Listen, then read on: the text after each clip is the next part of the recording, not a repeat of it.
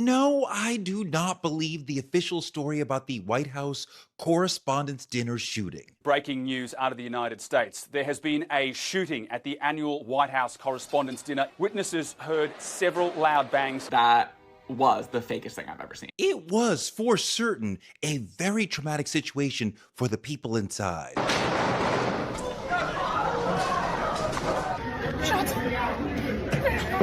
This was a terrifying few minutes here inside the White House Correspondents' Dinner. I was sitting at this table right next to Secretary Rubio when all of a sudden we saw the wait staff, Secret Service rushing down the aisle, everyone yelling, "Get down." So I got down. I actually got underneath. We got a report from inside the men's room as it was happening. In the bathroom with Wolf Blitzer. What did you see, Mr. Blitzer? A bunch of shots. Yeah. You heard a bunch of shots. Right near me. Yeah. Right next to me. Oh my God. Even Kash Patel, director of the FBI, was crouching on the floor like a baby. Kash Patel, crouching under a table and looking around, a little lost, a little scared, while other people, including several women in evening gowns, are standing up to see what's going on. But something is wrong. Y'all know this is not real, right? Y'all know this was a setup. You have to know. You cannot be so gullible. Something about this one doesn't sit right. This is bullshit. It's fake. I went to the White House Correspondents' Dinner twice when Obama was president. Stephen Colbert was the comedian at the first one I was at when I was on the cycle at MSNBC, and he made a dig about our show, and my heart skipped a beat like, oh my God, he made fun of us. Anyway, it's in a gigantic room where there's like 2,500 people seated, so it's a huge space. But we're supposed to believe this is the White House's story, that a brilliant 31-year-old man with no history of mental illness, wheelchair brakes tend to lock the wheels, but don't actually lock the chair to the ground. A teacher who was recently named Teacher of the Month. He was just a pretty normal guy. He was a smart guy. He was a little quirky, but you definitely would not expect him to, I guess, do the thing he did tonight. He seemed like a very ordinary person. You never expect it coming from this guy. An engineer with everything to live for. 10 years ago, Cole Allen was studying at Caltech, prestigious American university. He's bright, he's technical, highly motivated, and here he is with his winning robotics team. They won in robot football. After leaving Caltech, he worked as a teaching assistant and a mechanical engineer. In December 2024, was made Teacher of the Month. If you're inferring from this that we don't really have the vital clue to tell us why he ended up where he did, well, yeah, you're kind of right. In 2025, he got a master's in computer science. A California man traveled across the country on the train, got a room at the hotel where one of the biggest annual events for DC is happening. Then he used having a room there to be able to get downstairs near the Correspondents' Dinner. And then he planned to, what?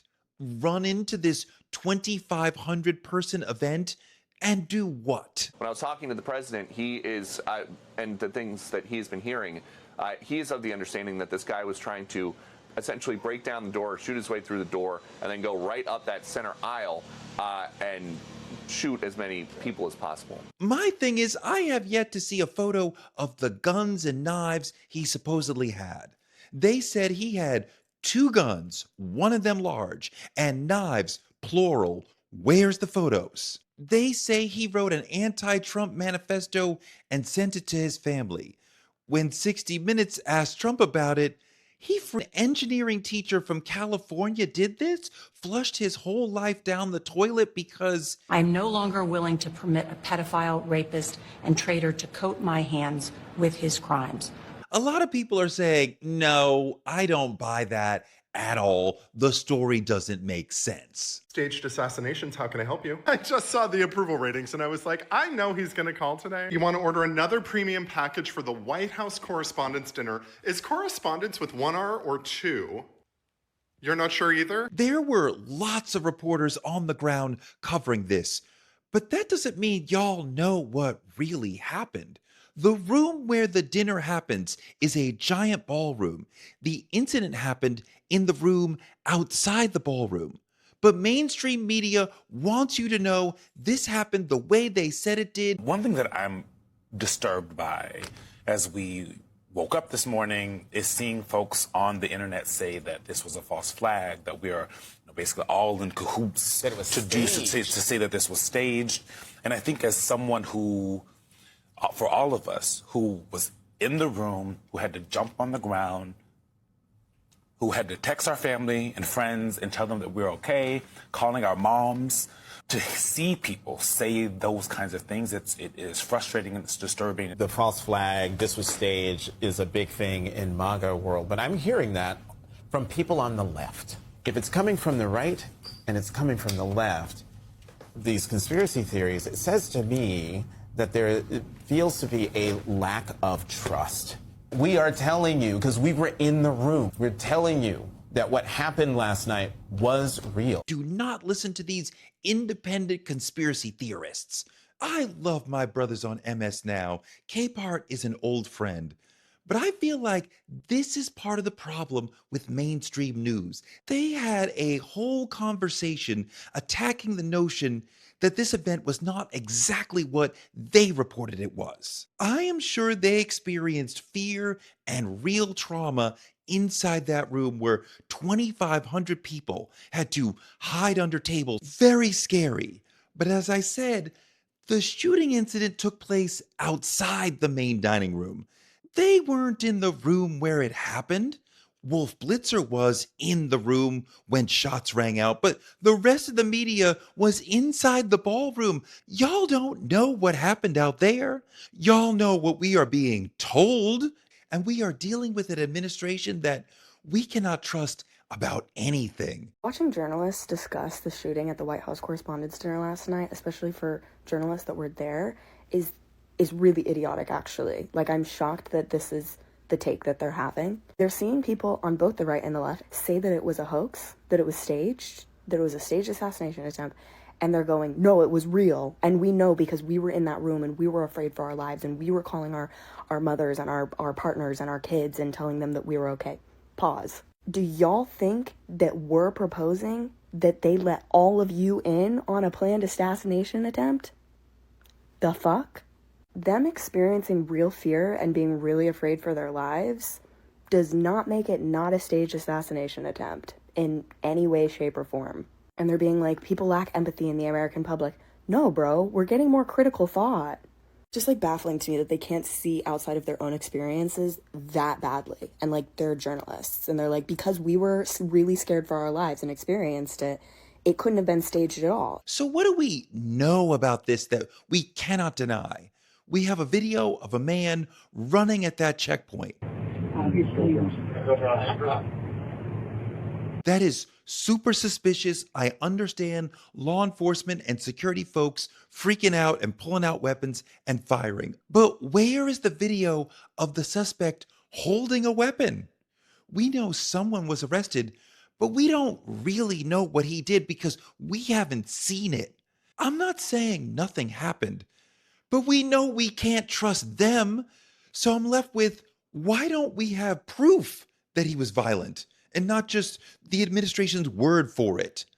They're trying to make him look like he was out for blood with a ton of weapons. This individual was intent on doing as much harm and as much damage as he could. I don't know if I can believe that. Nothing in my brain is allowing me to say, okay, Trump's story is the truth here. Something doesn't make sense here.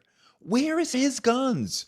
Why is a teacher who's brilliant throwing his life away at the White House Correspondents Dinner? I'm no longer willing to permit a pedophile, rapist, and traitor to coat my hands with his crimes. Why are all of Trump's would-be whatevers so bad at the job? The thing that actually did crinkle my brow was this.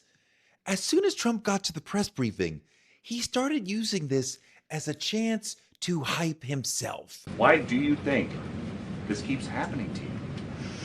Well,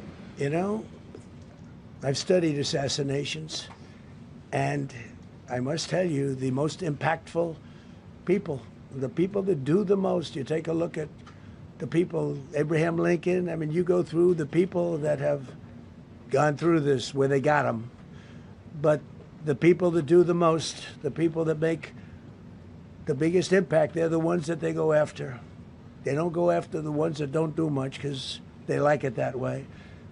And when you look at the people that have either, whether it was an attempt or a successful attempt, they're very impactful people.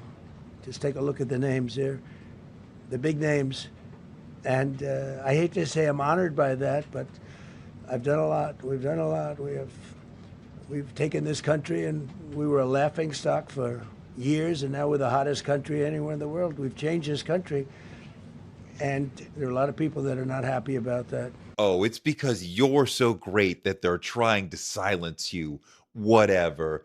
What else, Trumpy? We looked at all of the conditions that took place tonight, and I will say, you know, it's not a particularly secure building, and I didn't want to say this, but this is why we have to have all of the attributes of what we're planning at the White House. It's actually a larger room, and it's much more secure. It's drone-proof, it's bulletproof glass. We need the ballroom. That's why Secret Service, that's why the military are demanding it.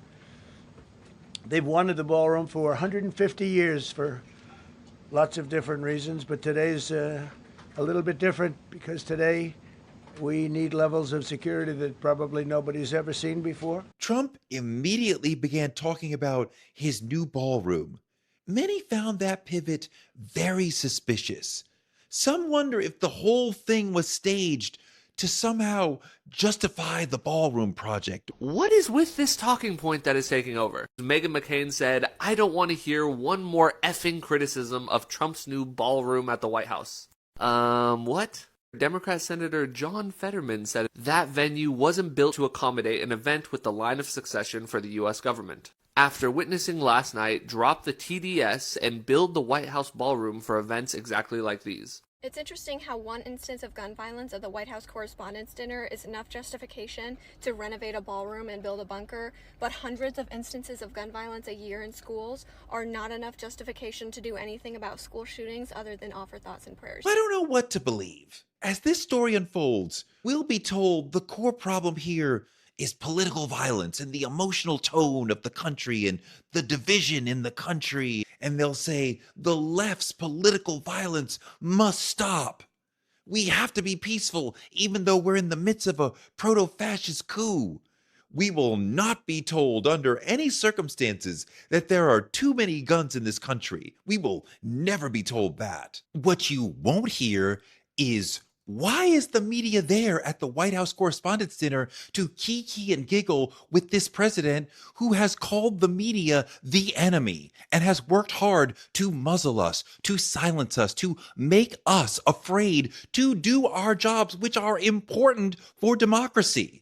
He has fought to make Americans unwilling to trust us. He has attacked the very foundation of our work, our integrity. When it was Obama in the White House, I could see why this dinner made sense. The other presidents we've had understood that the press had a valuable and important job, and they had to be allowed to do it for the sake of democracy. Trumpy has no such feeling. How do we joke around with someone who is truly trying to ruin our profession? In the era of Trump, the media should be embarrassed to go to an event like this. I find the White House Correspondents' Dinner disgusting in general every year. This year, the number of people who were self-importantly doing stand-up shots from the ballroom and on their phones, acting like they were just so important. It was just gross. It was really gross. This night is always just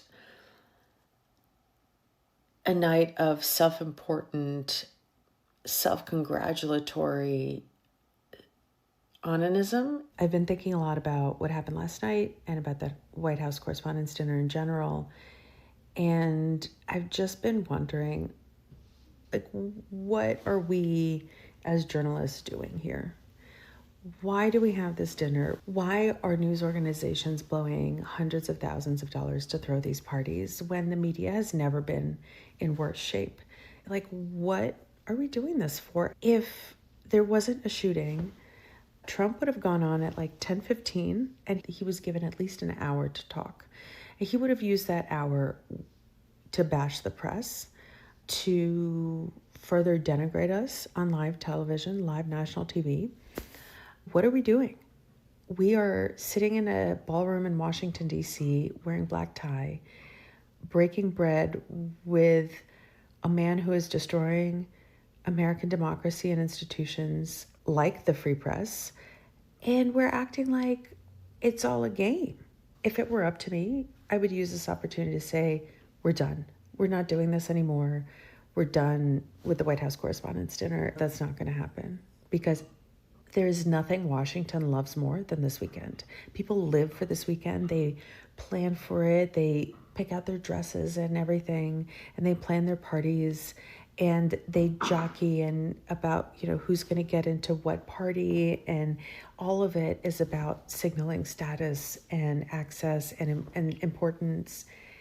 And so it'll never get canceled, but it should, because what are we doing? The real point of this story is that we can't trust the president. So when something strange like this happens, many of us immediately leap to the president is lying. It's a false flag. It's staged. We think everything is a lie because so much of it is. You've lied to us so much that if anything happens out of the ordinary, we don't believe you. You need more people. This is left-wing conspiracy theory stuff, but it's less ideology and more of a trauma response. Maybe I'm a conspiracy theorist because I don't believe the official story, but it's not my fault that we don't believe Trump when he talks. Trump has worked very hard at building a reputation as a constant liar. His people have too. And that is an extraordinarily dangerous way to run a country. He lies as a way of helping himself get what he wants. And when he wants a third term, I am very scared of what he is willing to lie about. I am no longer willing to permit a pedophile, rapist, and traitor to coat my hands with his crimes. Thank you for watching. Please like, subscribe, and comment all the things. I will be back tomorrow.